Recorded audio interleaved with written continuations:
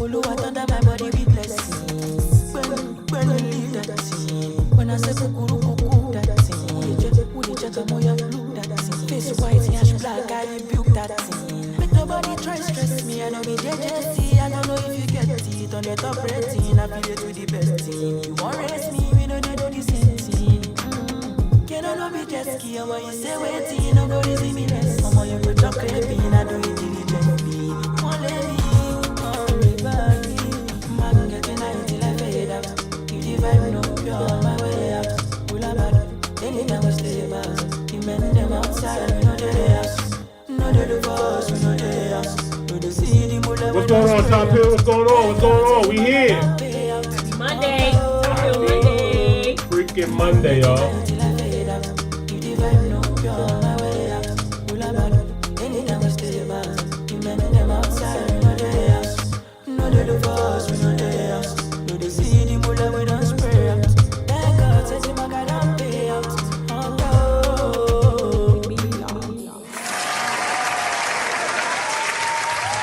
Yes, sir. Microphone check 1 2. What is this? Let me make sure. Does my mic sound good? Y'all good? Y'all can hear? Good morning, good morning, good morning, good morning, good morning. Let's see.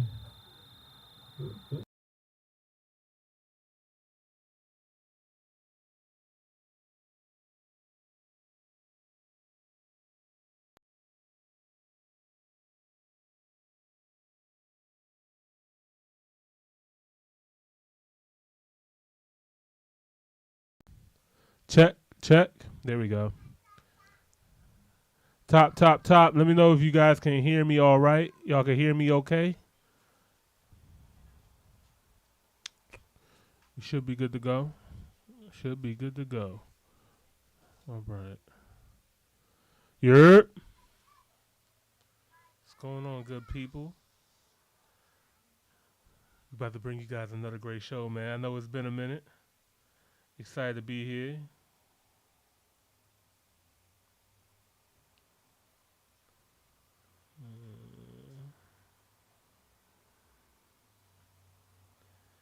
Shout out to everybody that pulled up to the live earlier.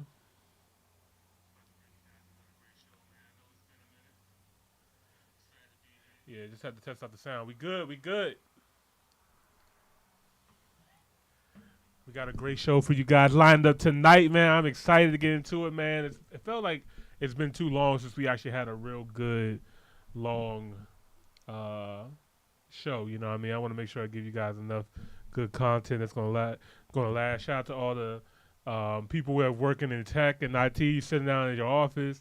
Shout out to all the people who are truck drivers. You know what I mean? I already know the vibes, man. I already know you guys are probably listening in. So, We got truck drivers in the continent. I know that sounds crazy. Oh yeah, for sure, ski. Yeah, man. Driving across them not state lines but country lines, and yeah, man. But yeah, man, let's go ahead and get into it. 3, 2, 1. Top Hill, episode 234. Welcome to another episode of the Top Hill Live. This is your boy, Mr. Top Hill Live, a.k.a. Imani Raw. And I'm the Carmen. The Carmen in the building. Yes, sir. Yeah, guys, as you guys already know, this show is dedicated to bridging the gap between the culture, bringing the diaspora together. And, yeah, man, I'm excited to go ahead and get into it. This is the hub right here, man. So if you guys have any suggestions on videos that we should check out so we can help our brothers and sisters here in the West understand what Africa really looks like. And then also, yeah, man, we just want to learn, build, grow, invest, and, yeah. Have a good time while we're doing it. Exactly. It's definitely going to be vibes. So, shout out to my sister Carmen in the building too. Once again, yeah, Carmen, how you doing? What round of applause for Carmen? Yeah. Oh, yeah, that's a little bit dark. Look, yeah,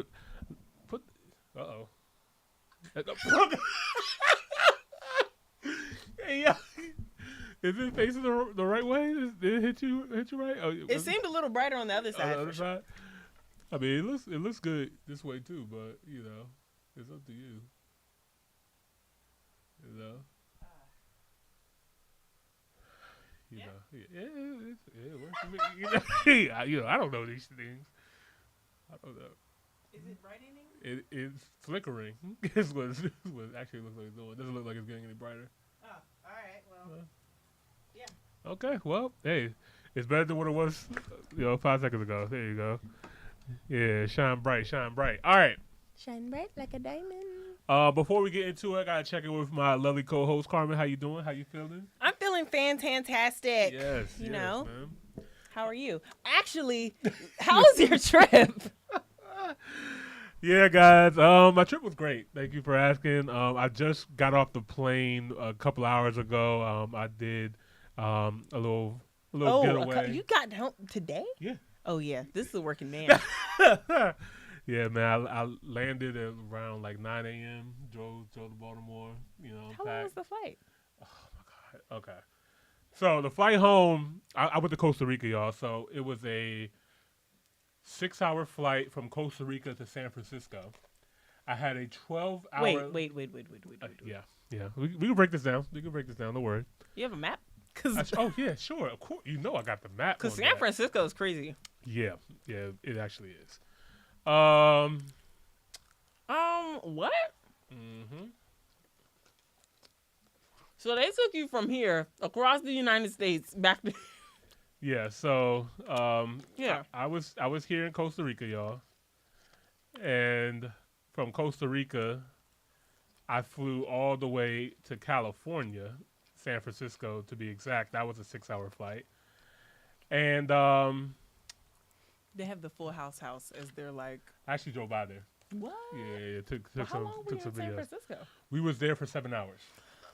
So we were supposed to be there longer, but our flight got delayed because some people forgot to show up to work at the airport. So our flight got delayed. So I actually rented a car. I wonder why. Right. I rented a car to hang out in San Francisco, make a little day trip out of it. You know what I mean? This is my second time in San Francisco. Next time I go to this area, I'm going to be just hanging out in Oakland now on. Like, I've done San Francisco twice. I keep forgetting that Oakland is right across the bridge. Right. And that's where our people are at. So, It is. yeah, I need to go holler at the Bay. They You know. just like us. Yeah, for facts. The birthplace of the Black Panther Party, all that good stuff over there. So, yeah, next time I come, I'm definitely going to Oakland. But, damn, they have a Six Flags out there. But anyway, so from San Francisco, after I had that long layover and explored the city, it was another 5.5-hour flight from that all the way back to good old D.C. You know what I mean? That's 5 hours? Yeah, 5 hours.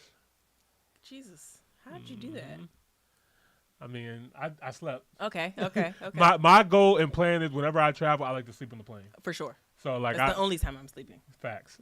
So like all the other time, like so we had to leave Costa Rica at 2 a.m. from our Airbnb to make it to the airport by like 5 a.m.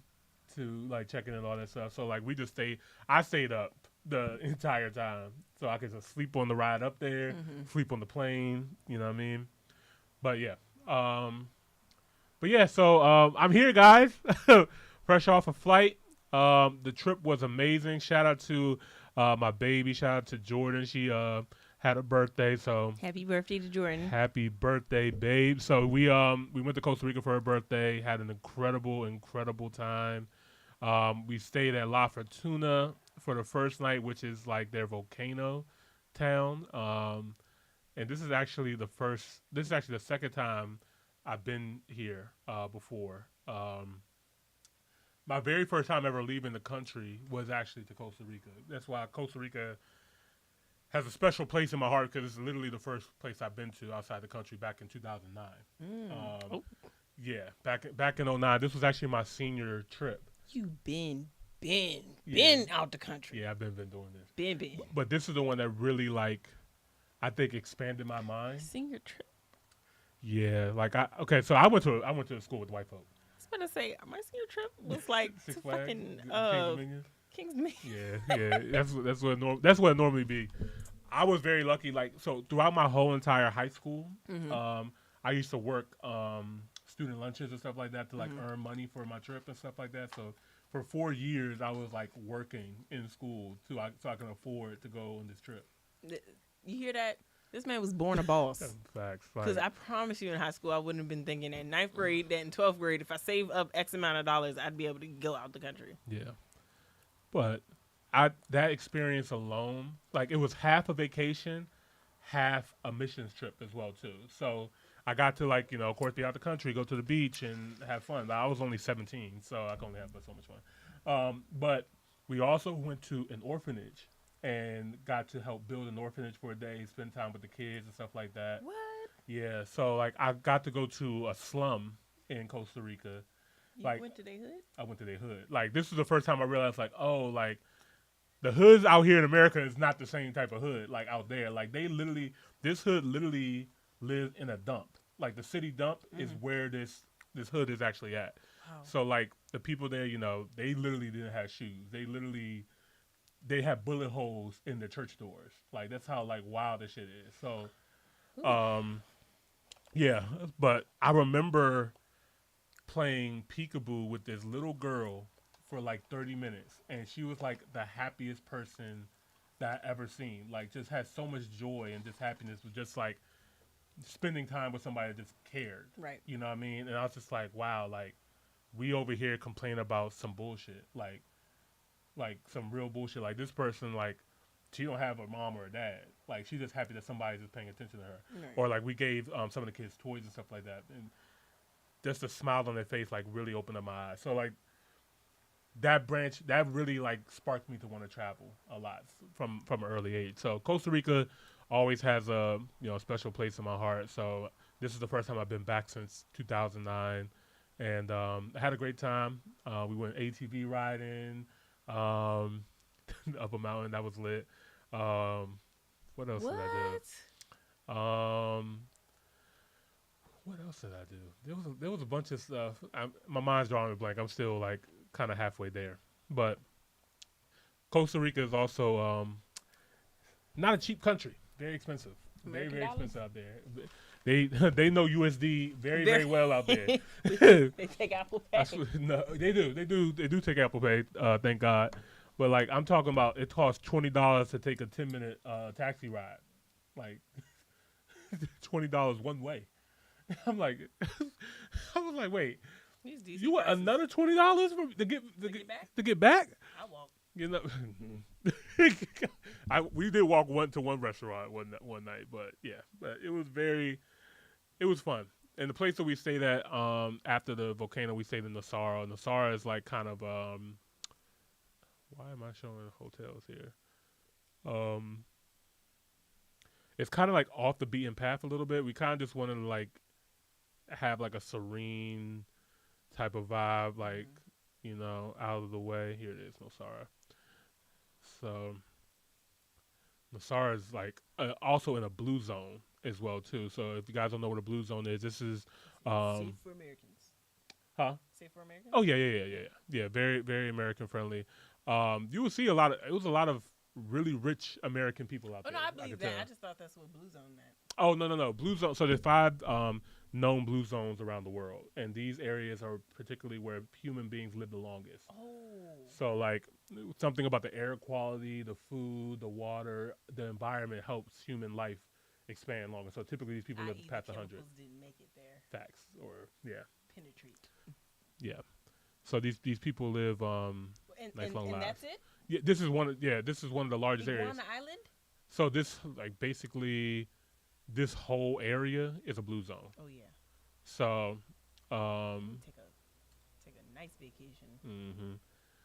I'm trying to find like a good picture for y'all of like some of the views, but like the beach was I said Iguana beautiful. Island. I definitely said Iguana Hotel.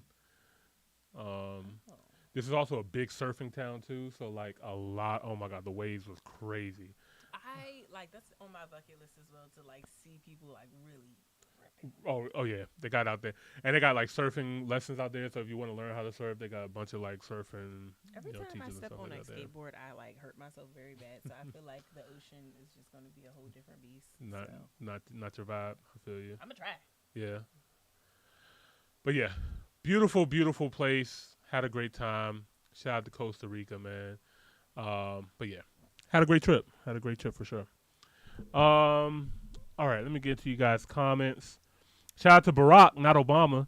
He says, "Hey, how are you guys doing? Yo, can you guys do a reaction on Addis Ababa corridor development?" Yeah, sure, for sure. If you got a specific link, send it my way. What's up? I thought Aruba was over here somewhere. Oh no, Aruba's right here, right above Curacao. Colombia and How Venezuela. do you say? Am I saying it right? Curacao. Curacao. Curacao, I think is what it is. Trinidad, Tobago. I still need to get over here too. Like the Caribbean, like I've been to most of these Caribbean countries. I need to hit these. I haven't hit none of these yet. Yeah. That's what I need. I want to hit Trinidad. Barbados. Turks and Caicos is over here too somewhere. St. Vincent, yeah, all that stuff. I need to hit all this. But yeah. He said also, what do you guys think about Trump saying that the Ethiopia Jerd Dam is built by us money when the U.S. didn't do anything for the dam except hold it back? Maybe he's confusing U.S. aid and funding for the dam. Very actually interesting topic. Are you referring to so I think what he's referring to is the dam in Ethiopia is helping to power the entire country, but the issue is that it goes into the Nile River and it's blocking the flow of water that goes into Egypt. So the Egyptian government is like, is it that much for it to be an issue? According to Egypt, it is. They're saying like, hey, like, because they also are using a dam for their river to get power and stuff like that too. But if Ethiopia, because the water flows from Ethiopia upwards into the Mediterranean. Oh, it doesn't come down? No, it the goes. Water, all of it? Yep. So, and that's why it's funny when you look at old maps of Egypt or Kemet, they will call the top part Lower Egypt and the bottom part Upper Egypt.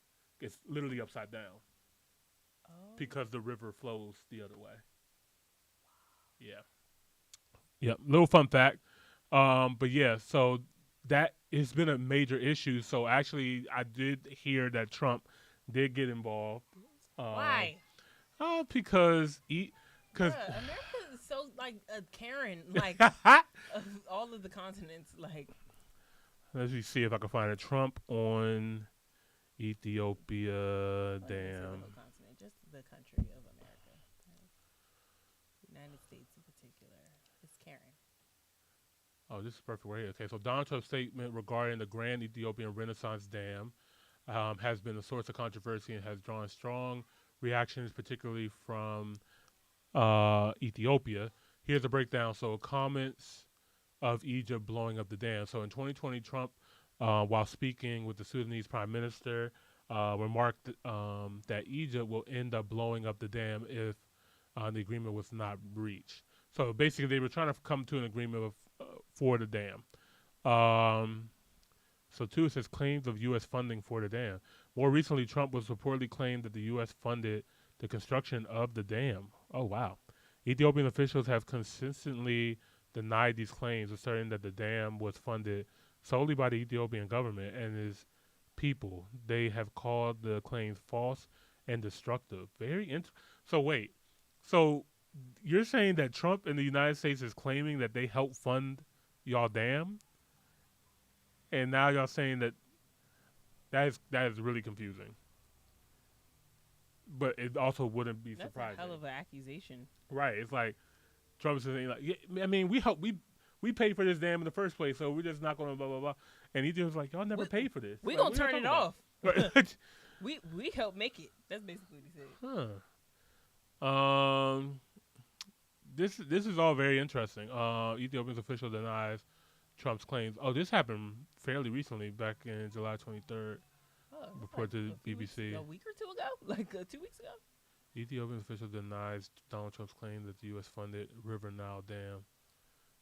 An Ethiopian official denied Donald Trump's claim the United States helped fund the Ethiopian new mega dam. Over the 14 years it's been taken to complete. And I'm not gonna lie, like when I first heard of this project, this is an impressive dam. I'm not gonna lie.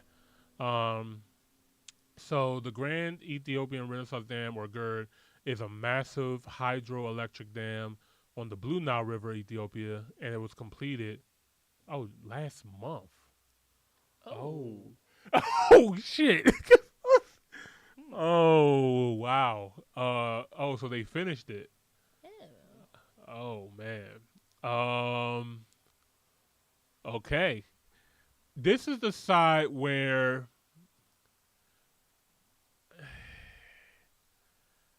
there's so many benefits that comes from the creation of this dam for Ethiopia.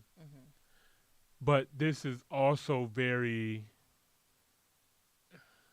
this could bring so much good for the country. Like Ethiopia's landscape is already developing fast. We've seen like how quickly Addis Ababa and parts of Ethiopia is starting to develop crazy fast. This is just going to help supercharge that and make it go even faster. Wait a minute. Too much black excellence. Cut it off. Right. But the issue... It's still tripping me out that you're saying that it flows upwards. Like, I can't even, like... I think the map, I can't really, like, imagine it just because... Because you know, we're trained to look at the map like how we always looked at it, like this. Upside down? And that's a theory. Is that why Russia is cold? that is... Is that why Russia is cold? But yeah, that's definitely a theory. I heard that theory too. Once you told me it's flowing upwards, I was like, maybe we're looking at it wrong. Maybe we are. I'm open to. I'm open. Let's just say that.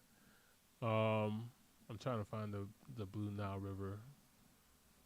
I think it comes from here, but regardless, it flows out of Ethiopia. You have the Blue Nile, then you have the White Nile. So where exactly is the dam placed? Good question. You want to see it? Here it go. All right, so this is where the dam is located. Okay, hello. So it's right over here, right on the edge. They smart too. They built it right on the edge of Sudan, like right here. It's like we're gonna get close. We're gonna get right here. Yeah, it's Blue Nile River. Yep, this is the dam, and it goes into Sudan first, and it flows from Sudan all the way up. And it's stopping Egypt. Like, you know how it goes from Egypt into the Mediterranean. Right. So. So how is this obstructing all of this water? Because there's like a couple lakes that I've seen on its way. Oh, like how is it? It always blows my mind, like the source of the water. I think they say. Let me see. What is the source of the Blue Nile? Lake Tana. Okay. So that lake is in Ethiopia. Right here. So the water's coming from this lake and then flows through the river and then comes out here. Shadow Bro, he said the Nile is the only river in the world that goes from south to north. Oh, okay. Okay. Yeah. Okay. That's cool. Yeah.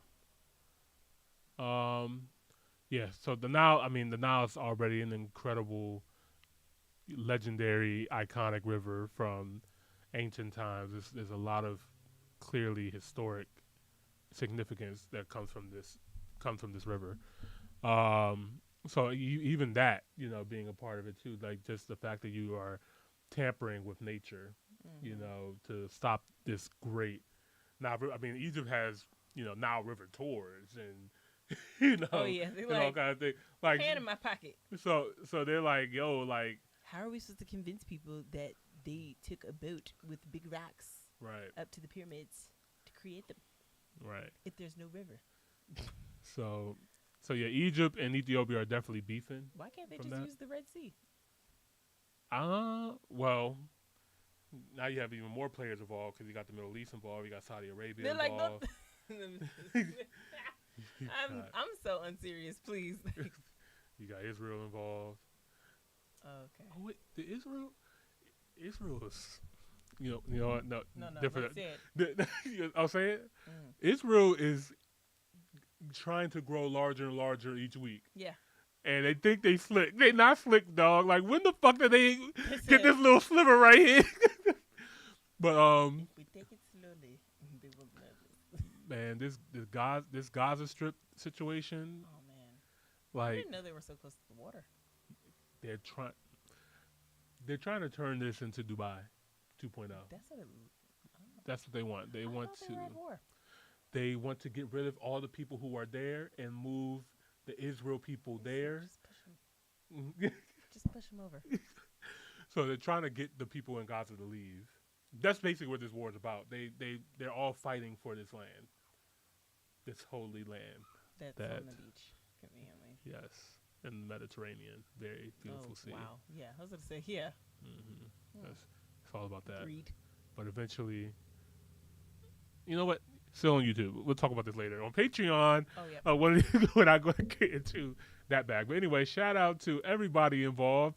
Shout out to Ethiopia and shout out to Egypt. I love you both. Round of applause. Thoughts and prayers. I hope it all works out. Oh my God, dog. Speaking of East Africa and East African countries, so we're just gonna go through some of these videos that I have lined up that we have not gotten to yet. You have a couple of things lined up, so I'm gonna go ahead and get started. This is from a new creator that we have not seen before. His name is Gano Did It. Shout out to him. This video is called "What No One Told You About Rwanda." Well, I learned a lot of things about Rwanda. I think Rwanda is a beautiful, beautiful country. It looks like it is not looks like, but it's the safest country in Africa. It's the cleanest country in Africa, and it's really being pushed to be. And isn't it ran by women? Yeah, it's like they have a really strong woman presence, and when it comes to business and entrepreneurship, they running stuff out there. Like is actually a very well run, safe, clean environment. So much so that this is not just like an African standards, but world standards, where people from all over Europe, the West, and Asia all come to Rwanda for business meetings, conferences, and stuff like that. This is a big meeting point. So, also why the Basketball Association League in Africa started here in Rwanda. There's a lot of good things that's happening in Rwanda. So yeah, I definitely want to know more about it, learn more about it, and definitely see more boots on the ground for sure. So let's go ahead and check it out. Shout out to Rwanda. Let me see. There's also very my bad. Shout out to Barack. Looking at the comments from the previous video, there's also a very possible war between Ethiopia and Eritrea for sea access. We're gonna have to do another episode on Ethiopia too, because I ain't gonna lie. I do feel like it's wrong that Ethiopia does not have access to the sea. I feel like that. What? Okay. All right. One more time, y'all. So this is Ethiopia, right? Uh-huh. But if you see it strategically, like they literally do not have access to the sea. It is literally blocked by Eritrea, Djibouti, or Somalia. Somalia is so oddly shaped. Yes, it is. Can we do an episode on Somalia? We can. We should have been done episode on Somalia. There's a lot to learn about Somalia. Now, Somalia is one of the most dangerous countries in the world. Look at me. Look at me. See, I'm the captain now. you got it, cuz you got it. Okay, I don't want no pirates over here. But yeah, Somalia is very dangerous. Still is. But they also has like some of the most beautiful people in the world as well too. Great culture, great food. Like Ethiopians. Yeah, Yeah, this whole side of the planet, this whole Yeah, right yeah, here, the whole side of it, yeah, that whole- Eritreans, Djiboutians, Yemen. Yemen. I don't know about the Yemenis. Maybe let me like act the bottom side. Yeah. I've seen some darker Yemenis. Okay. Even the Sudanese and the Kenya, please come on now. The top of Kenya. Facts. Oh well, no, Nairobi too. I ain't gonna lie, they all over. Uganda too. East Africa is blessed. I ain't gonna lie. This might be the true Garden of Eden, like they said. Tanzania is down here too. I believe it when they say this is the Garden of Eden. Anyway. It's the land of the forehead. Yes. No shade. Y'all just always Beautiful got forehead. Mwah, kiss you on your forehead. All right. Let's get back to Rwanda. All right, let's go ahead and get into it. If you guys are new here, don't forget to like the video and subscribe to the channel. We greatly appreciate it. Let's get into it. Steiger in the building. What's going on, bro? Let's go.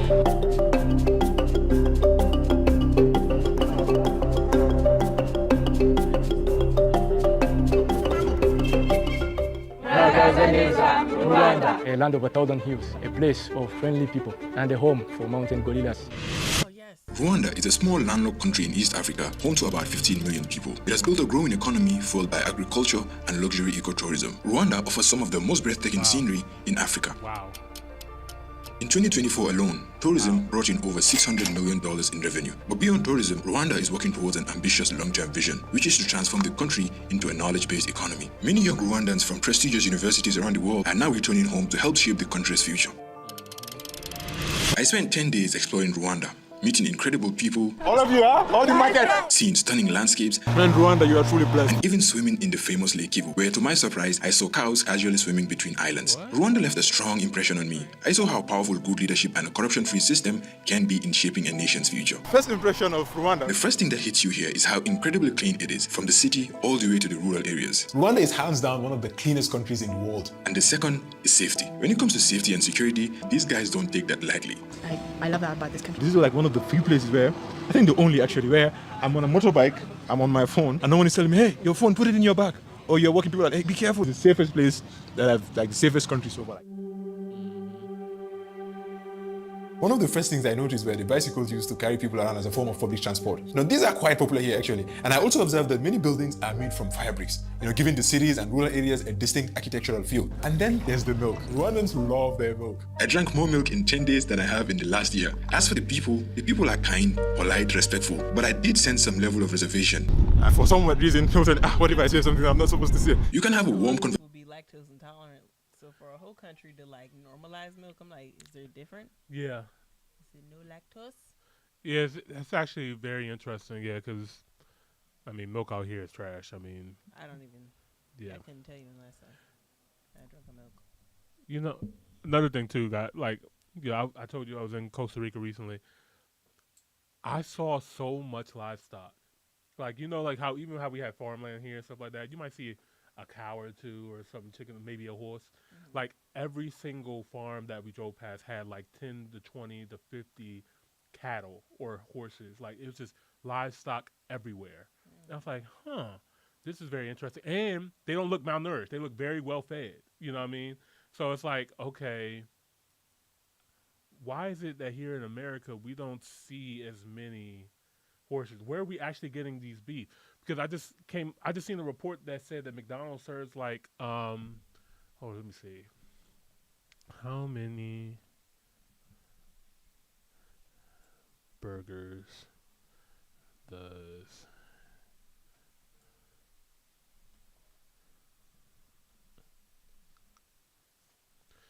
So McDonald's sells about 6.48 million burgers every day. Like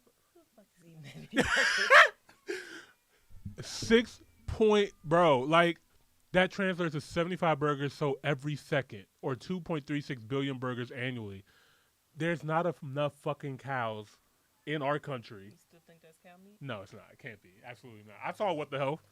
I seen that pink bubble gum. You do have a large abundance of pigs.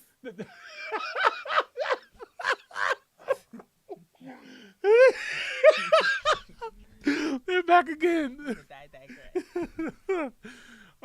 my God. But I just bring this up just to say that, like, it's very interesting, like, how our agricultural industry doesn't seem to match what is being sold to us and fed.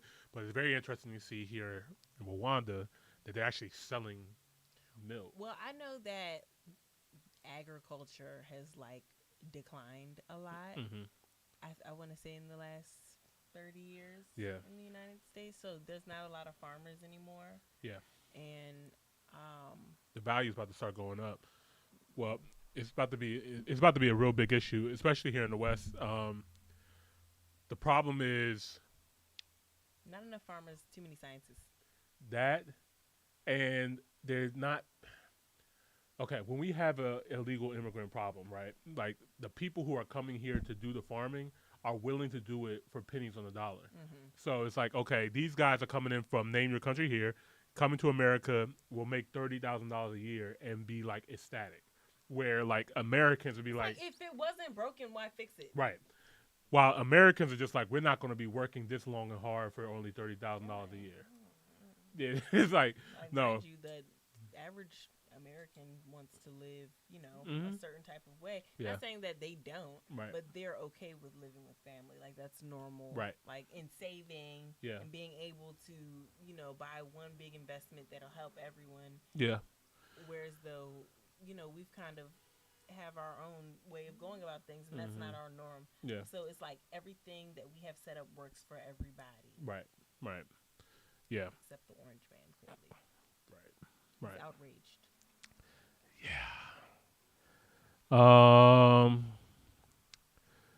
Shout out to bro. He said, I also think you guys should react to the channel History Legends about the Congo War. The video is very long, but very in depth. But be warned, he is not an African. It is the latest video. Shout out to you. If you can send me some of these suggestions to Top Hill Live on my DM, I'll get to them. There's going to be some things that I will try to get to like outside of our main show on Monday, but maybe I can still like stream and talk about some of this longer stuff later. But I do know me and Carmen have been trying to get to a good video on the Congo. We do need to. A really, really good video. Yeah, we definitely want to tap into what's going on in the Congo. There's so much for us to learn. We don't, and our media is not going to tell us. We keep forgetting to bring a globe. Oh yeah, I have like 2 in my house. I know. That's I got a bunch. Yeah, I got a bunch in my house. Or like maybe like a mini one that shows everything, but Yeah. like you can just do it. Or maybe like even just a map of Africa, so I feel like if I can see it versus us getting on Google, it's gonna be different. Like more immersed experience. I could put it on Google Earth if that might help. You know what I mean? It says I can spin it. I ain't mad at that. Yeah, I can do Google Earth next time. But anyway, let me get back to it. My bad, yo. Conversation with someone, but the moment politics comes up, people go quiet. All over our country. Yeah, I noticed that. That he can do anything for him. Yeah, because, wherever you do, he provides for us. It became clear that while people love their country deeply, open political conversations are off limits. What do you think about the president? My name is Ibrahim Gano and I'm from the Gambia. And for the past 2 years, I've been traveling across Africa, learning about different cultures and sharing powerful stories. In this video, I'm going to take you through Rwanda like you've has different colored like dirt, and it's like such a variety. Right. Like my eyes don't even know what to do with that. I'm like, Yeah. Like I just seen some yellow fucking dirt, Right. some red dirt, some purplish dirt. Yeah. That was so. I just had to say that. No. Like it's good. Like this, Rwanda definitely has like a is that very gold? interesting. Right. They have definitely some interesting landscape, which just shows like probably just how rich and how different kind of minerals and how different things can grow here and stuff like that. So, this is dope. Shout out to Jano again. He said he's from the Gambia, which is also another country in West Africa we have not touched on as well too. It's kind of close to like Senegal, Guinea-Bissau, and stuff like that. So, shout out to the Gambian. Africa, learning about different cultures and sharing powerful stories. In this video, I'm going to take you through Rwanda like you've never seen it before. If stories like these matter to you, please take a second to like this video and subscribe. It helps more people discover these untold African narratives. Look at that marker, all that good fruit. Yeah, like and subscribe, bro. I got you. To understand the present, you first have to learn about the past, right? So that's why the first place I visit is Kigali Memorial Center.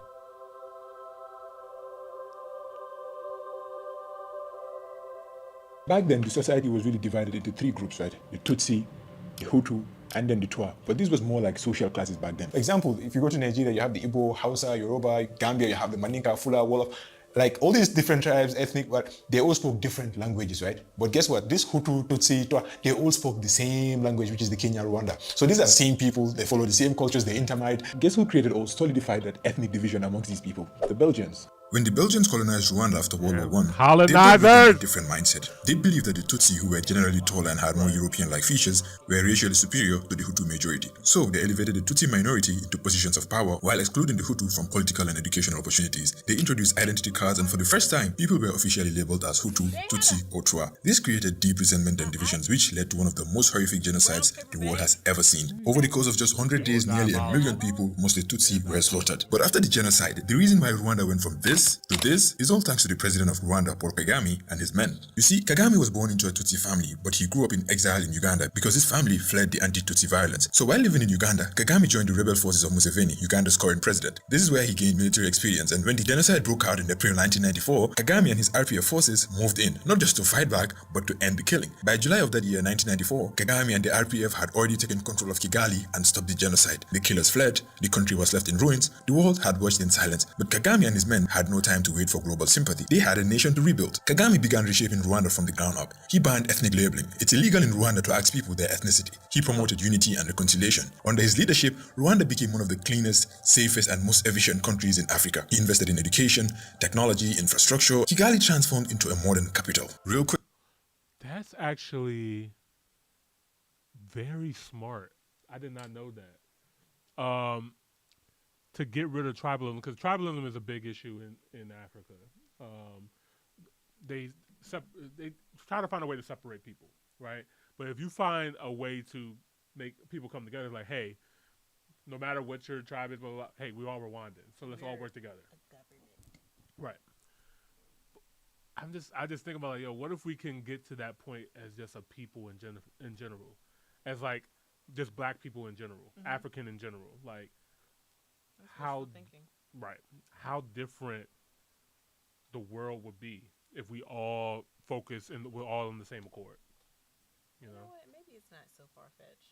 I don't think so. I think we're coming up to like some of the early stages now. I don't think we're gonna fully see it in our lifetime. Yeah, but maybe I not. definitely think that like the seeds have been. The seeds are definitely planted for sure. Quick, let me tell you about private internet access, the sponsor of today's Come to the You really need to stop this superiority complex nonsense about human rights. You think get your money, bro. Who respect human rights, or others it's about violating human rights. No, we've fought for human rights and freedoms of our people much better and more than anyone, including you people who keep talking about this nonsense. Of course, I know there's a lot of hate and criticism for like Kagame, the way he does things. They say he's a dictator, he's authoritarian, he's this. But here's what many people don't get. Rwanda, when Kagame took over Rwanda wasn't just like a normal country, man. This is a country where 1 million of his people were slaughtered. This guy pretty much took over a graveyard, right?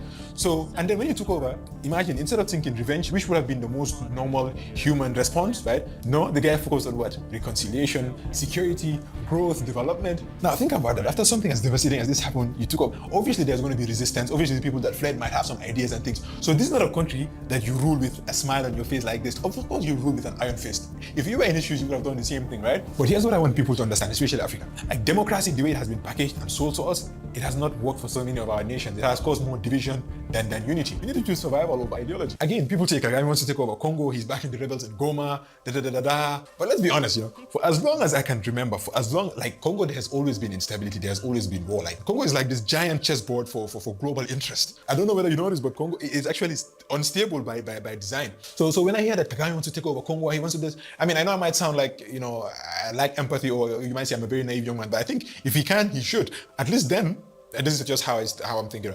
At least then, we'll see peace in that region. And don't forget, this is not even the first time that Kagame got involved. Like back in the 90s, after the first Congo War, Kagame and Museveni, they helped install like Laurent Kabila, like there's this president in Congo. Even though that partnership or whatever, it did not last, but this goes to show you that at least like the leaders there, like Kagame, Museveni, they tried to at least make sure there's peace in that region. But in the midst of all that, we have to live. We have to live our lives. We have to fight for that. We have to live the way we want. If anyone comes around and thinks they can, they come and say, hey, we're going to sanction you. Go to hell. Just go to hell. You have your own issues to deal with. Go and deal with your own issues. Leave me to mine. This is the spirit I think Rwandans must have. Now, I'm not saying that Kagame is perfect or that I have all the answers, but then I've noticed this whenever there's a leader, there's an African leader, right, who tries to do right by his people. Whenever they show strength and vision, they're often painted with a certain brush, and you know the brush that I'm talking about, right? And I believe exactly that's what they're doing with Kagame. And then you hear it in the news, right? Rwanda is one of the biggest exporters of cobalt, even though they don't have any cobalt mines. This will only mean one thing, it means you shut up, Imagine people that, your museums are filled with stolen artifacts, people that have the largest gold reserves, in the world, yet they have no gold mine. You should take a moment to understand these double standards and the, power game happening behind the headlines. I hope by now you understand the Rwanda's, like the history, like the past and the present, and then you also understand that things are not always as they seem. That's a very good point. I didn't think about the countries that had the largest gold reserves don't have gold mines. Don't you? That's kind of interesting. Huh.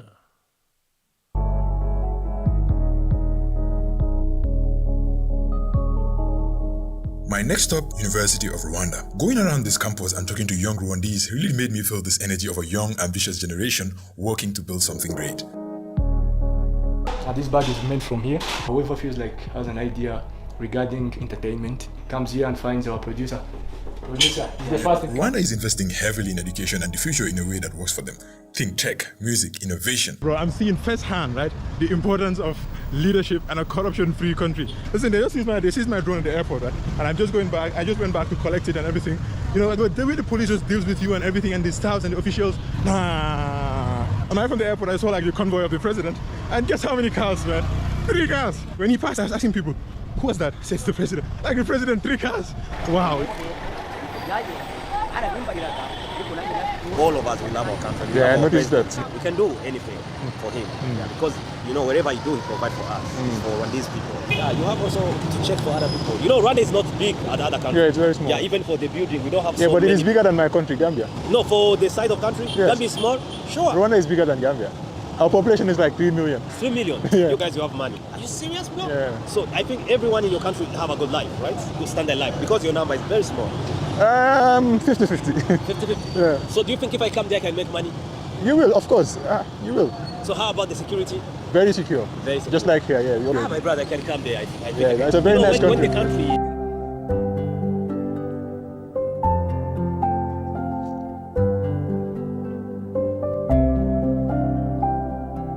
What is it about this place that makes people really come and invest in Rwanda? And it's the best place for you to try something, a startup and whatnot. This would be the perfect place. It's like the fertile ground. Was it First of all, it was not always that way? It was not. And I think it's also because they're very open. You are able to work with the government. It's not easy for you to walk in to the government and you tell them I want to start this, and then they go out, it's why do you want to do this?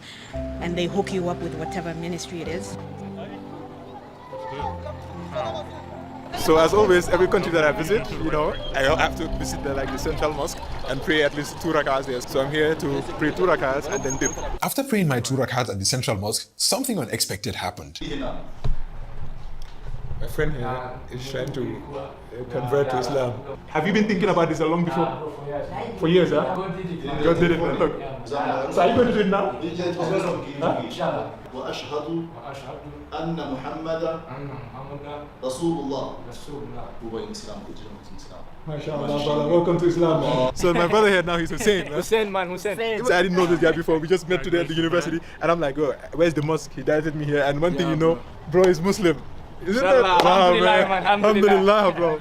I don't know if he influenced me, but I used to follow this guy, Andrew Tate. Oh, Andrew Tate, yeah. So after knowing that he's Muslim, then finally I decided. Okay. Muslims are a minority. You know what Andrew Tate is? Yeah. He said that's who got him involved in wanting to become in Islam.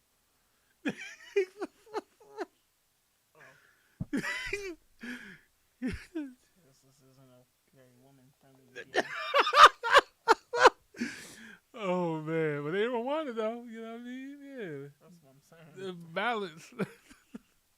Rwanda, with around 5 to 10% of the population, Christianity is the predominant religion here. But I noticed the strong religious harmony. Let's go try out some local food. This is Marangi, a well-known spot in Kigali. It's a car-free zone lined with restaurants and cafes where people come every day to relax, eat, and socialize. I tried the local pilau with porridge on the side, and for the first time, I had the Rwandan-style African tea that was absolutely worth it.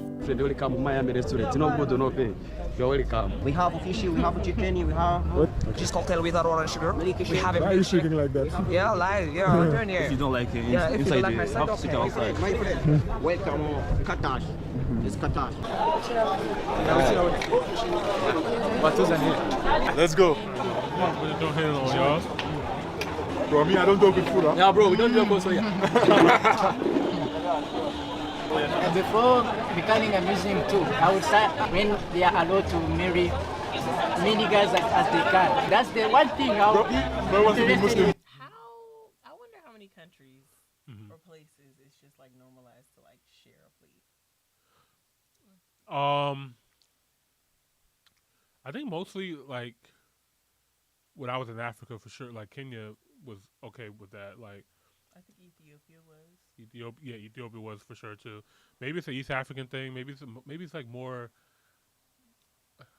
Muslim friendly countries too. Like I've seen them do that more. I could be wrong. Okay, that makes sense. Because I've seen that a lot. Yeah. Yeah, I think I noticed that kind of trend. I could be wrong. Let us know in the comments below.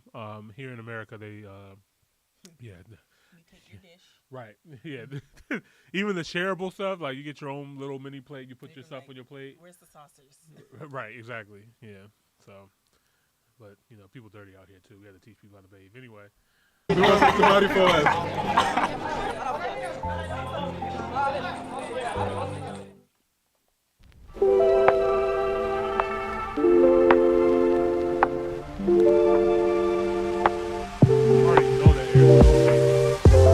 No trip of mine ever feels complete without a stop at the local market. So on day 2, my first destination, Kigali's main market. Welcome to Kimilong Market.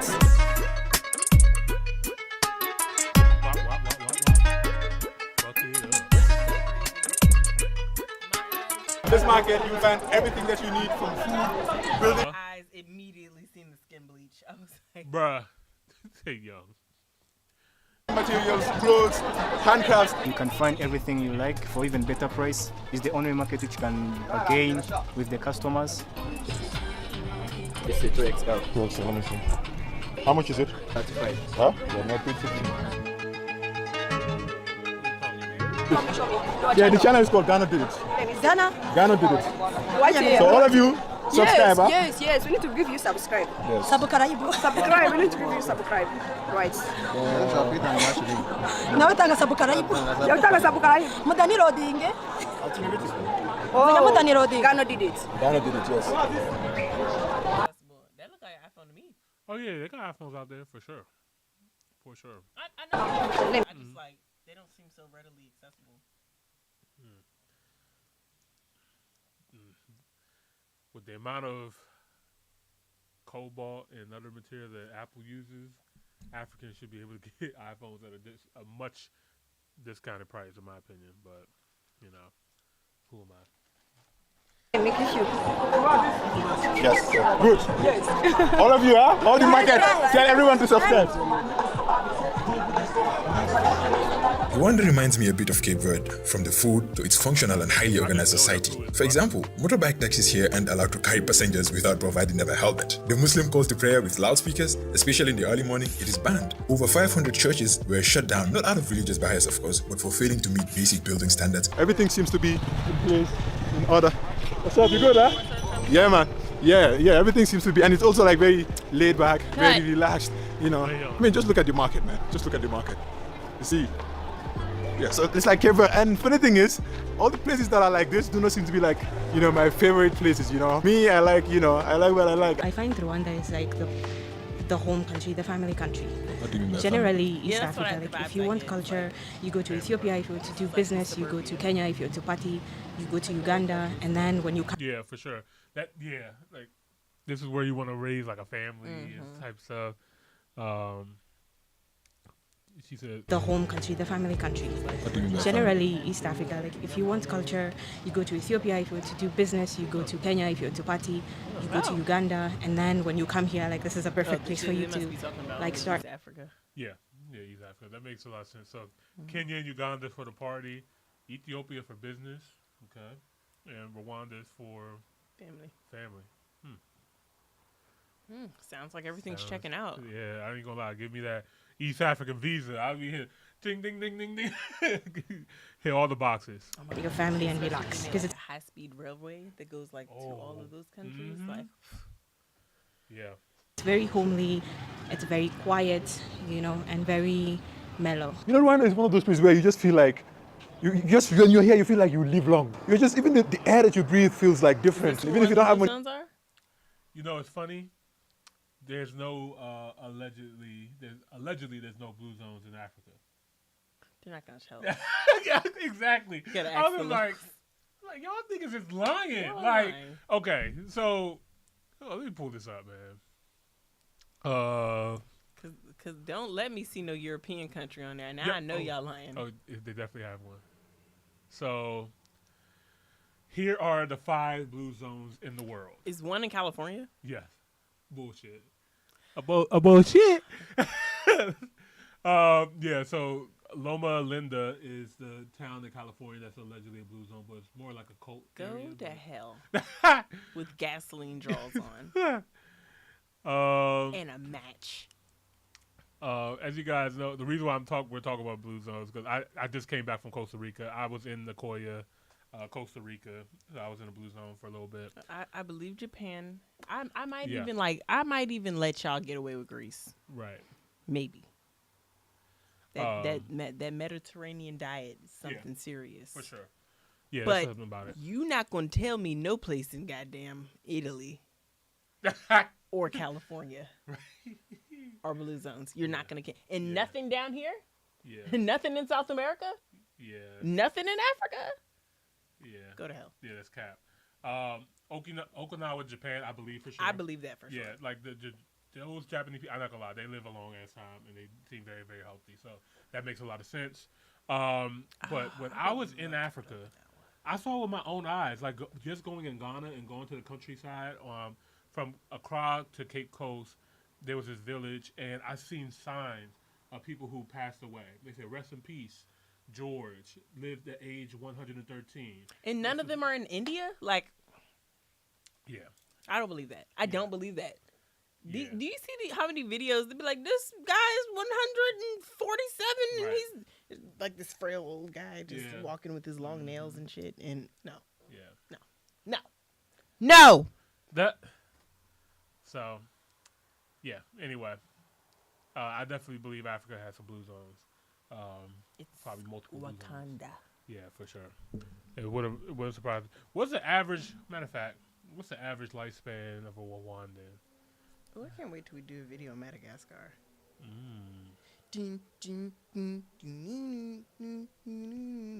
That's probably like their theme song at this point. I'm probably so wrong. I like to move it. All right, so as of 2023 is 67, and 67. Yeah, nah. Right, and it is rising. 67 to 78. Oh, 67 to 78. But yeah, I think it's also kind of hard to tell too because they did a lot of this data is like new, but we'll see what happens. When you're like, I might not have much, but life is good. Beautiful architecture.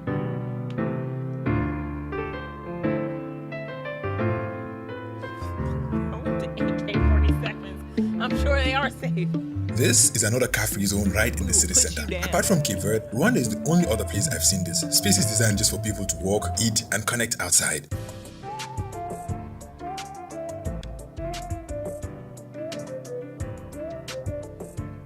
Right next to the car-free zone is the North House, one of the largest entrepreneurship hubs in Africa. Thank you, Pap D.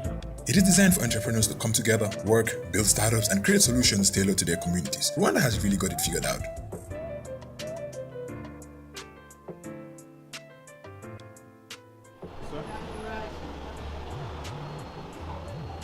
The hot one. Give me one. Hot. 1,000, yes. That hot milk? Let me leave you with one fun fact before we end day 2. After the genocide, Rwanda was in serious poverty, so the government came up with this idea: give one cow to one poor family. Because in Rwanda, a cow is a symbol of wealth and dignity. It gives milk for better nutrition, it gives manure to help crops grow, and a way for families to simply earn money by selling milk. This is a simple idea, but it's one that has changed thousands of lives. I don't know about that. Good morning. So, after 5 days in Kigali, brain is don't you spend the other remaining 5 I can't even imagine outside experiencing a Kigali. peaceful milk glass of milk. Beautiful morning. Bro, how are you? I want to go to Musanze. Where can I go to get a car? Musanze. Musanze district? Yes. That's how my stomach's going to be sound after that glass of milk. In town, no? Yeah, no, at the town. Not talking. Okay. How much? 1.5. Rap like a baddie. He said. Oh my god. Oh my god, man. Wow. I'm just giving a round of applause just for playing. I'll be honest with you. They playing the Bob out of Rwanda. I'm super sold at this point. You guys know good music.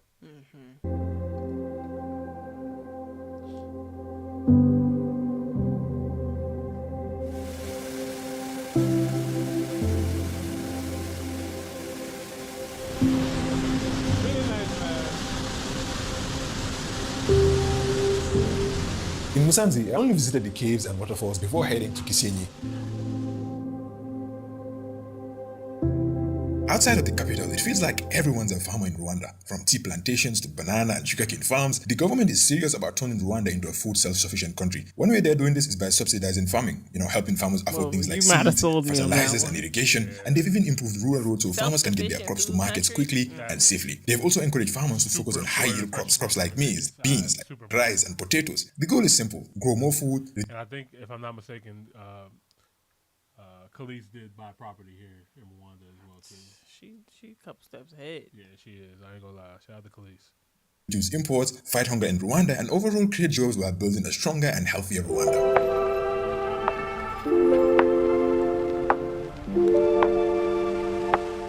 Gisenyi is a beautiful town in western Rwanda, right on the shores of Lake Kivu and near the border with Congo. One thing I saw in Gisenyi that I found fascinating is how Rwanda is using this beautiful Lake Kivu to power the country. You see, deep under the lake, there's gas, and if left alone, it could be dangerous. But Rwanda found a smart way to use it. They built a power plant called Kivuwa, which takes the gas from the lake and turns it into electricity. This helps power homes and businesses across the country. So instead of letting the gas become a problem, Rwanda turned it into energy.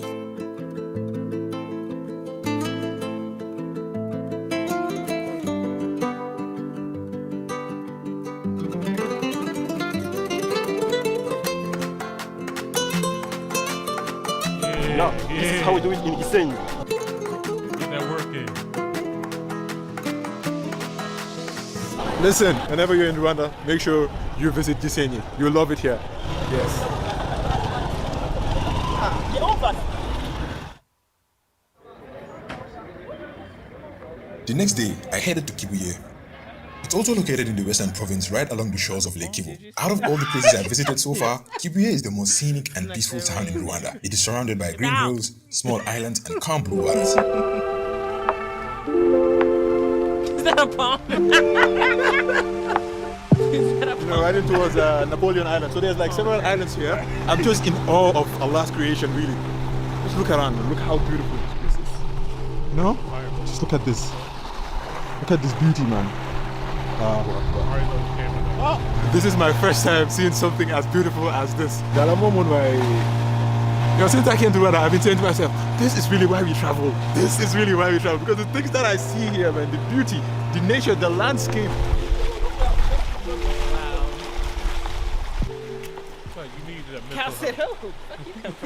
Let's go. I have to get this view. I have to see this, man. After a 15-20 minute hike, I made it to the top of Napoleon Island, and the view absolutely worth it. What did they say? What the fuck you call it? Whose island? Nah, rename it. What's the real name? All right. Anybody know the real name in the comments? Is that a pear? There's one. There's more? Oh my gosh. How about this one? Oh, good. I did go. I forgot to mention. I did go to a farm too. I got to eat from the trees of a farm of different oranges and almonds and Almonds. Yeah, I also had like there's a fruit that you squeeze and gives you like Oh, like the shampoo. Ah, I seen that. I was like, can you sneak that through customs? Can I have that? I Jordan put it in my hair and she shampooed it and stuff like that. But yeah, how would it smell like? It smelled like cinnamon and some other shit. What? Yeah, it was like cinnamon. Yeah, it's like cinnamon or something else. But yeah, that's like the last. I don't know why I thought it was gonna smell like Dove or something. But no, that's nice. And then I had some arugula, some lettuce, right? Yeah. Shit was spicy as fuck. Like it tastes like a pepper, like, but it was lettuce. It's like I just had so many trust. Have I ever had real arugula? No, it's the real question. You have it. You have it because it's supposed to taste like this. I was like, wait, so it's supposed to taste like flavor and stuff? Yes. You was like, it's not supposed to be bland. Oh. It's like, so we don't really need salt. No, we don't. Oh. we really don't. It's flavored. Yeah, man. Yeah, there's enough flavor in nature, man, for sure. I had some real ginger. Picked it off. It's spicy, you know. Well, the ginger we get isn't real. Well, as long as it's organic. Yeah. But like the ginger that I saw, like it was. Did it look like wasabi? Have you ever seen the real wasabi? Mm-mm. It's like a root. Like really? nothing that we've ever had in a restaurant here is real wasabi. Real wasabi costs like as much as fucking caviar. Oh shit. That's an exaggeration, but it's okay. It's you're not gonna find it everywhere. Got you. Okay. I had a green orange. That shit was fire. Wait. Green orange? Yeah, the skin was green. Inside was still kind of orange, but it tasted really. So was it a green? It was. I don't know. It looked like a lime. But was it a green? What do you mean? Like, well, if it was green. An orange, it was, but it's not orange. I see what you did there. I see what you did there. What did it taste like? It tastes like orange. Now he actually had salt that you could put on the orange, and I was like, wait, what? He was like, yeah, this is good salt. So he sprinkled the orange on the salt. Touch my fruit. He sprinkled the salt on the orange. It actually tasted amazing. I'd definitely try that. Yeah, have you ever had a blood orange? Yes. Oh my god.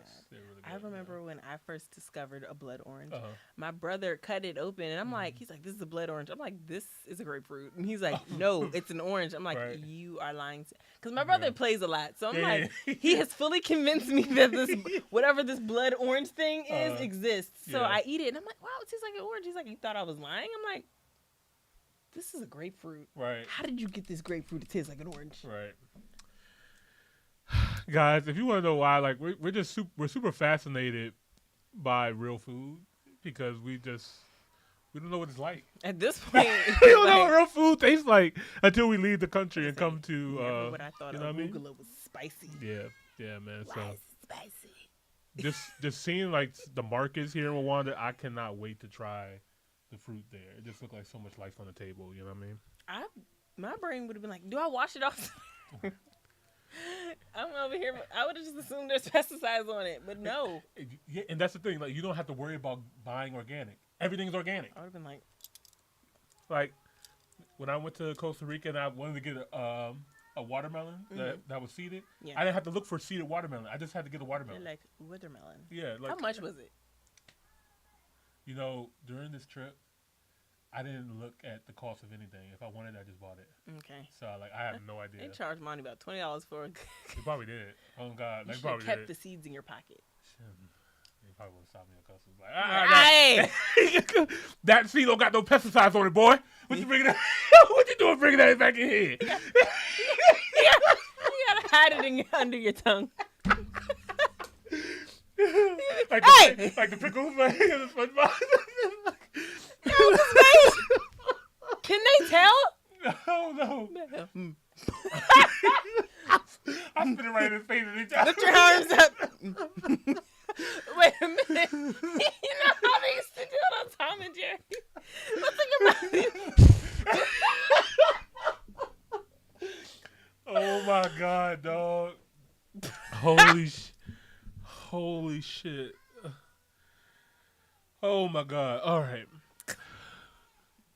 We're like just getting to And of course, I had to take one last swim to Lake Kivu. So I was found in every single country in West Africa. Now, the famous Lake Kivu You know, also off the list. So just for the record. I didn't get used to the fact that there's nothing under me. Whoa. So, in conclusion, right, here's what I think of Rwanda. It is a very beautiful country. It's very peaceful. It is very clean. You know, it's one of those places where you can just see yourself settling down and starting a family, have a calm, structured life. Amazing place to live, right? But if you're a young traveler like me, a young guy who thrives on energy, who thrives on connection, Rwanda might really deliver on that. After 3-4 days, you might feel like there's nothing much to do there. So let me put it this way. Rwanda is a great place to live, but as a travel destination, 50-50, you know. Rwanda for me, it's like very reserved, maybe a bit too controlled. I mean, I'm not complaining. Rwandans are doing what works for them, so I have to respect that because Rwanda actually has accomplished so much, and I know so many different African countries will happily trade places with Rwanda. So yeah, they deserve that admiration, right? They deserve that credit and all that. But as always, like I do in every country that I visit, I owe it to you, my viewers, to give you my genuine perspective on each country that I visit, right? Yeah, so Rwanda is a great place, right? Amazing, beautiful, clean, dysfunctioning, the government, people love their country, the government are trying to make life easy for people and all. The place is just inspiring in many ways, right? But when it comes to the vibe, you know, that feeling that makes you want to stay longer, connect deeper, and just maybe come back again, you know, yeah, Rwanda doesn't have that. Yeah, so that is it. Conclusion, that is the conclusion.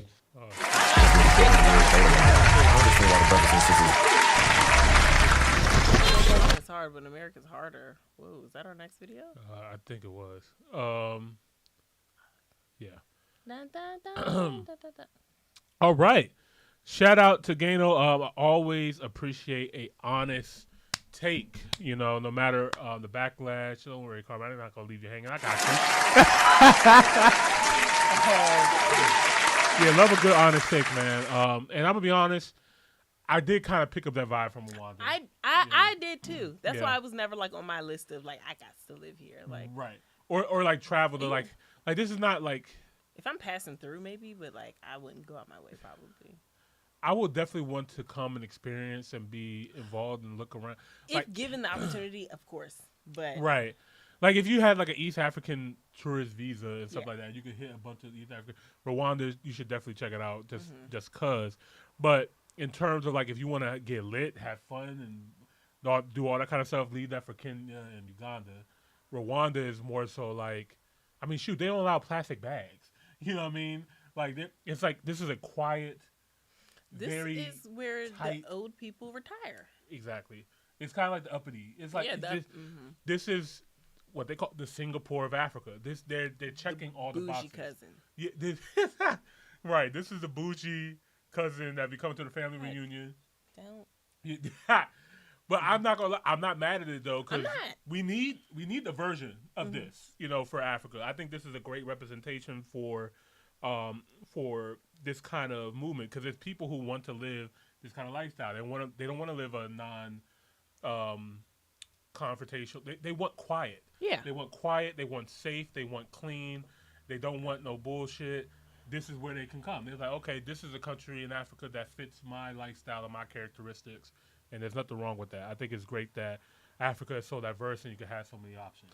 And I definitely feel like it's super important for every predominantly black country to have a version of, you know, another place. Yeah, for like, sure. This is where you want to party. This is where you want to feel safe. This is where you want to, you know, build businesses. Yeah. This is where you want to travel. This is for vacations, like, but in black. Right. We can't all be partying all the time. You know what I mean? Like, yeah, that's how you get burnout. Exactly. And so it's just good. I also let me see if I can find the comment here. There's somebody that put a comment that I really did like. Okay. Me purple rain. I don't know what they talk about. Let's see. I don't know what they be saying. I think it's because your shirt looks purple on the TV, maybe. This is burgundy. Yes. See. But yeah, I can't find the comment now. But basically, somebody said that, you know. Oh, here it is. Actually, I think the problem is African countries is that they are not compromising for each other and cooperating. Like the East Africa is better, but still need a lot of work. Like, what is the African Union doing? Yeah, I think the African Union. I think all the countries in Africa need to work together more, collaborate more, cooperate more, just like how the European Union does, you know what I mean, or how the United States does, or like we go to bat for your own, you know what I mean? What was this eye test? Like, oh yeah, I don't know. This okay. They try to find ways of how to separate people. So the size of the nose and the color of the eyes were factors that determined whether the person was classified. Oh my God. They was measuring noses? Yep. I'm fucked. So, but it's crazy how they took these 3 different groups of people who all spoke the same language, had the same pretty much culture, but they just had 3 different tribes, and then they separated them and put them in categories. But you allowed an outsider to do this to you. Like, that's what always gets me about colonization. Yeah. Who the fuck are you? Who the fuck are you, to dog? come and be like, let me bring order. Yeah. This needs to make sense to me. Right. The brown-eyed and the blue-eyed cannot coexist. You all are different. I don't care if you have the same mama. And then they delegate. And then you saw what they did. They grabbed the group that had the smallest population and made them the wealthy class, so people can envy them. You know what I mean?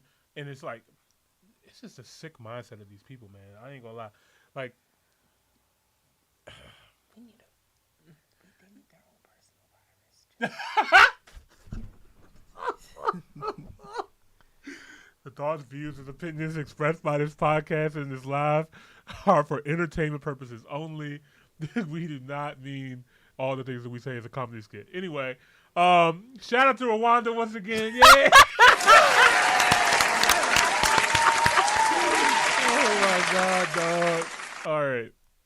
Okay. It's the only way. Oh my God. Let's get into. Oh no, this is long. It's like an hour long. All right. What did I have next?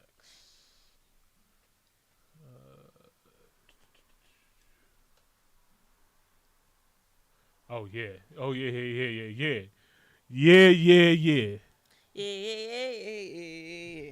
Yeah. All right. I've been meaning to get into this for sure. I have never seen this channel before, this creator before. Shout out to Ivy Oyori. The video is titled "Why African Americans Are Investing and Relocating into Kenya Over West Africa." I have had the pleasure of being in both. I've been to Tanzania, I've been to Kenya, I've been to Ghana. Tanzania and Tanzania are 2 different places. Same place. Oh. So so Tanzania and Tanzania, I forgot the proper pronunciation. Lo siento, do not mean to be disrespectful. It's just American brain. I'd be forgetting which one's the correct pronunciation. So I go back and forth sometimes, depending. No, I only ask because, like, you know, it'll be things something like Niger and Nigeria, and it's like these sound, or what was the other one? There's a couple of them, and it's like, that sounds the same. Right. It's not. Right.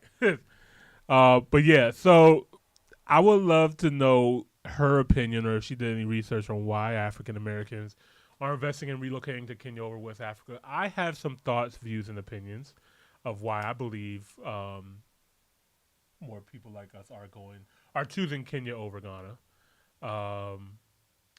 But yeah, let's go ahead and get into the video real quick, and then I'll give you guys my opinion based off visiting both of these countries, or both sides of the continent. So, as a Black American, let's get to it.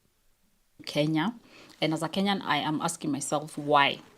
What is so good about Kenya that some of these African Americans would choose Kenya over West Africa? Because we can date the African American ancestry back to West Africa during the transatlantic trade. We had Africans who migrated to the Americas as slaves working in the sugar plantations. So why East Africa? Why Kenya?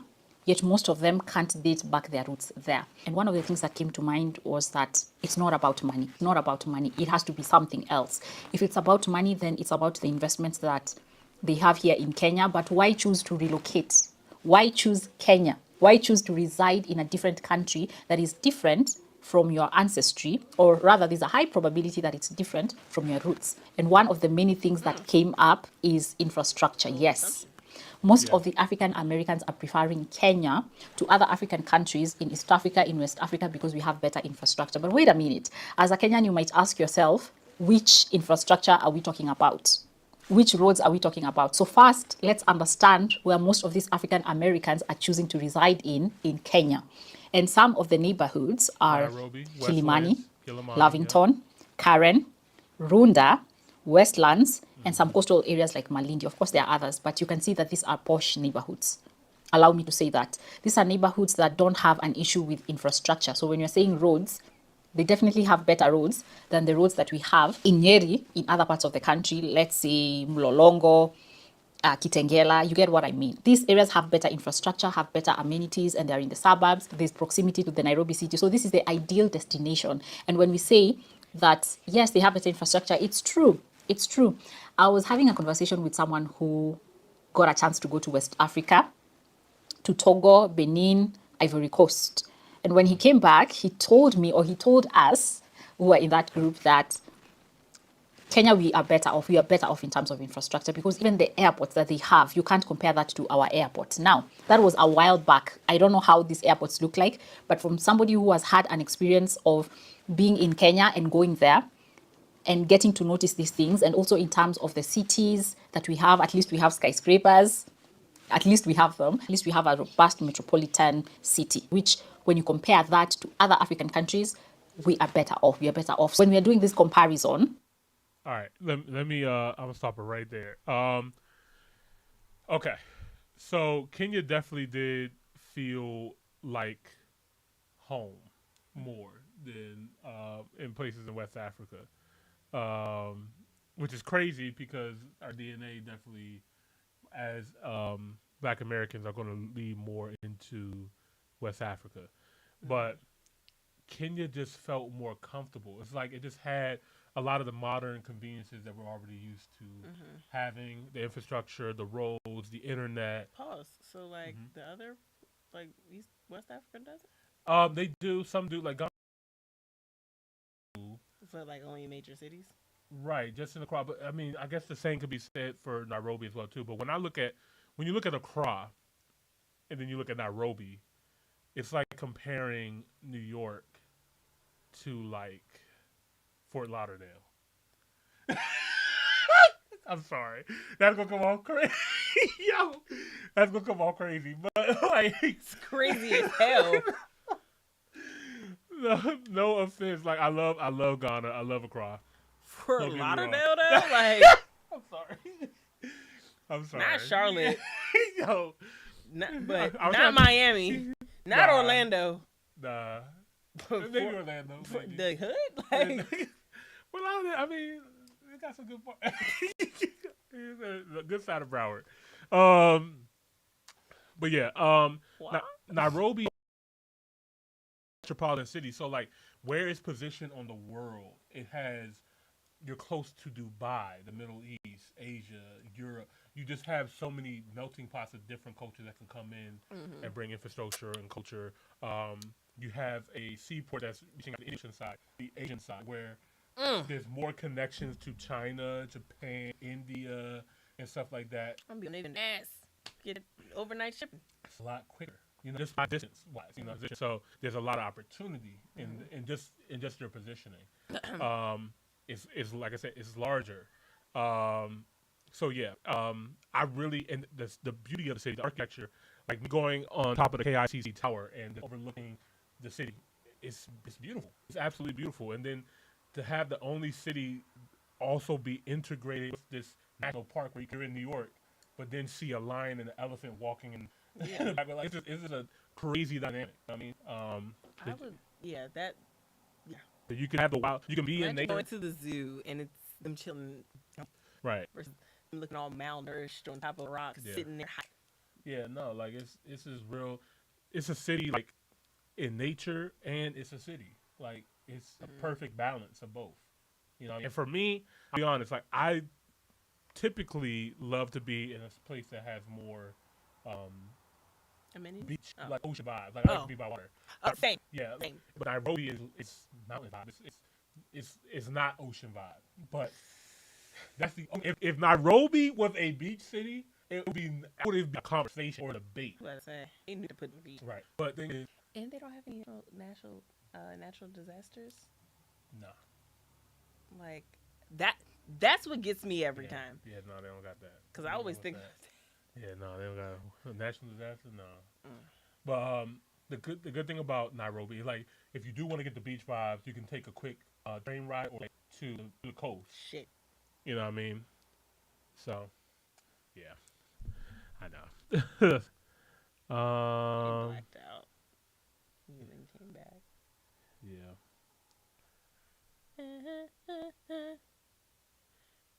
What's it gonna be?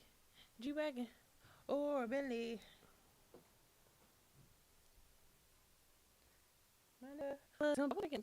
Can you all still hear us in the comments?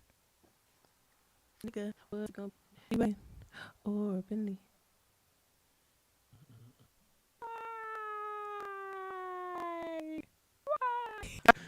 I'm not serious.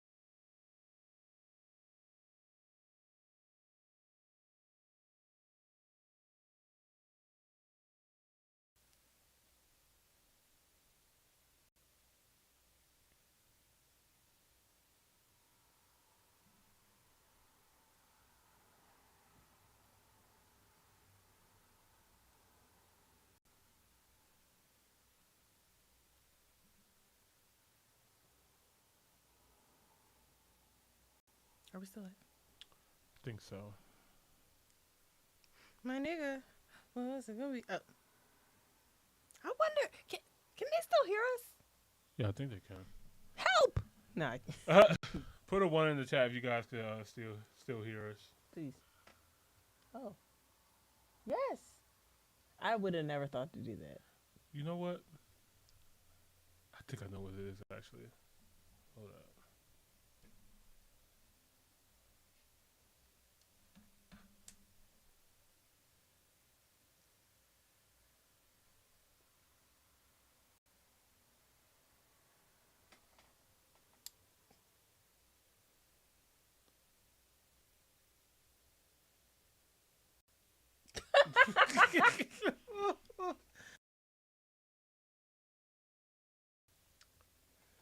All right. My nigga. Oh, let me stop before I even piss the camera off.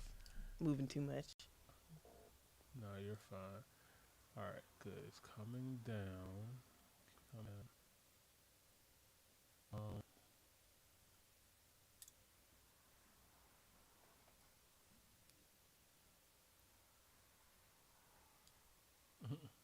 Should be coming back to normal soon, guys. In there, baby. That would be a cool, like, intermission. You trust. All right.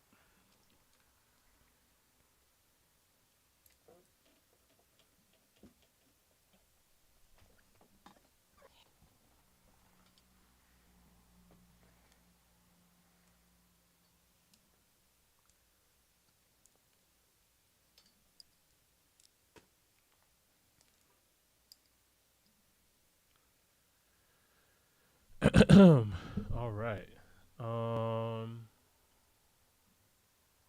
Okay, so OBS needs to slow down, and then we can get back to business.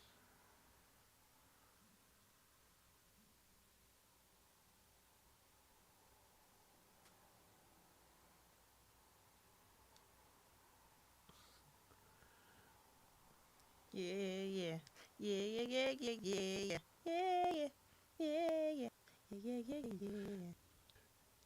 Yeah, guys. Apologize. We've been having streaming issues lately. I don't know what the hell is going on. I know you ain't talking about excellence on my goddamn Right. internet. Yeah, it's kind of it's. I don't know. Literally, it shouldn't be doing this. It is. I'm trying to figure out what's the cause of it doing this. I have no idea.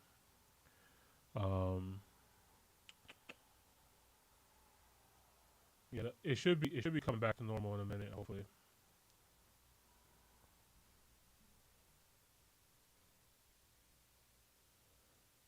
I might have to do like a hard reset on my computer. Just kind of wipe everything out. Hit a Thanos snap on this motherfucker. And, What? Yeah, just clean this shit out. Okay. Yeah, that was the other thing I was gonna do. So I was gonna order me like an external hard drive, save all the important stuff that I need, put it all on that hard drive, wipe this shit back to default, and Damn. yeah, just give it a clean start. I think that might be what it needs because it's pulling from something randomly. I don't know why. Like it should not. This number should not be higher than like 50, but it keeps going higher to over 100 for no fucking reason. Heck. Who knows? This is what I see. Like, but I'm seeing like, why is it multiple of these? Is it this one though?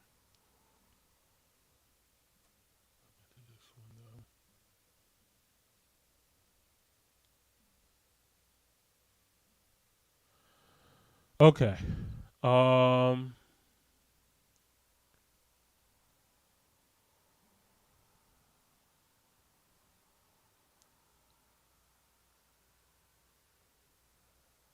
Let me see. Our audio should be good now, right? Your audio sounds good. Your audio's perfect. It's just the video now. Yes, the video is not picking up on my edges. I have them. It's okay. We're getting here. We're getting somewhere. Yeah, yeah, yeah, yeah, yeah, yeah, yeah. I wish. Oh my God, I'm just getting all these songs stuck in my head. Okay. Some frames have been gone due to high CPU usage. Okay. Lower your encoder settings. Ensure you don't have any other applications that are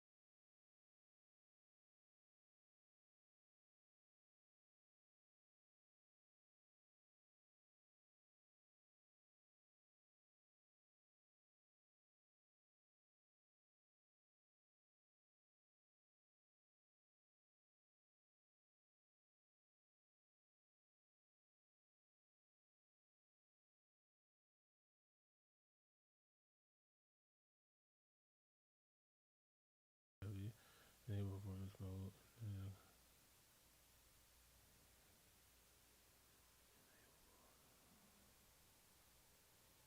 Okay.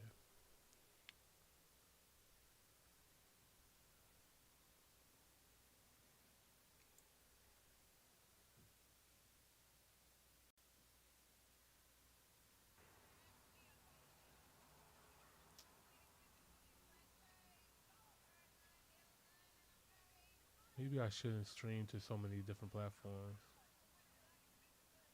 Let me see.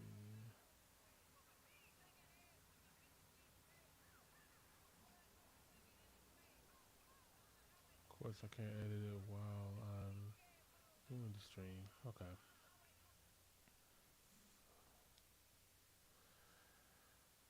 Okay.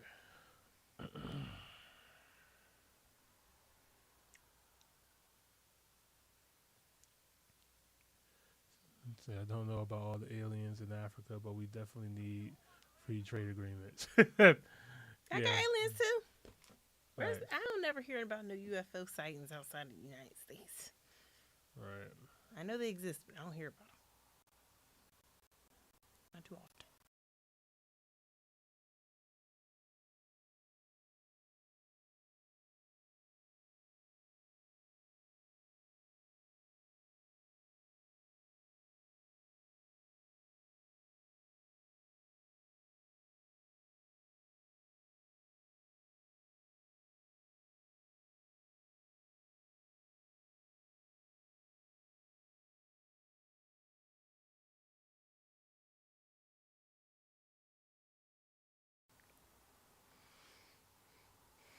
All right.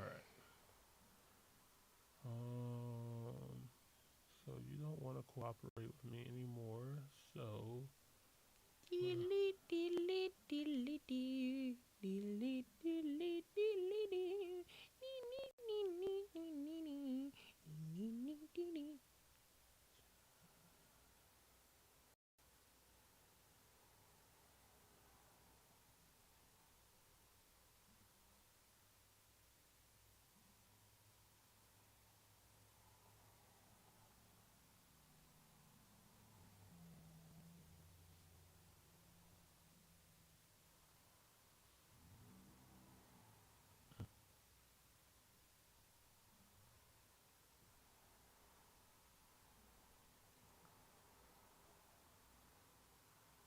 It's a good point. He said standardization, like we don't even drive on the same side of the road in all the countries. How the truck's supposed to drive from one country to another. You know, if you guys come with like one African standard for like stuff like that, man, like that would be. They don't. All the countries don't drive on the same side. Right. They don't. They don't. No. Why? Why not? Because different countries can colonize. So Spain might do something one way. So they don't have truck drivers. They do, but like not all of them drive on the same side of the road. Some drive on the right, some drive on the left. You know what I mean? Some so they don't do state to state. I mean, excuse me, country to country. I don't know. I'm pretty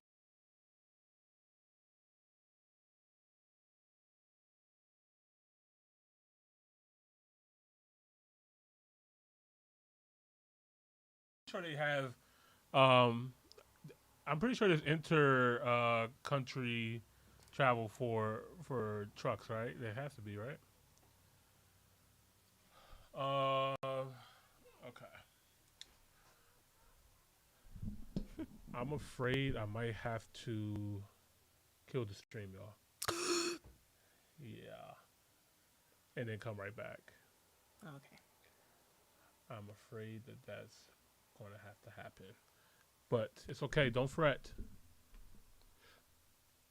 When the fuck did he do that? Oh. Oh, shit. Remember, it was green. Yeah. How? How did you do that? I have so many questions. Yeah. Like, did you pay someone to customize it? Because it looks pretty cool. Yeah, this looks lit.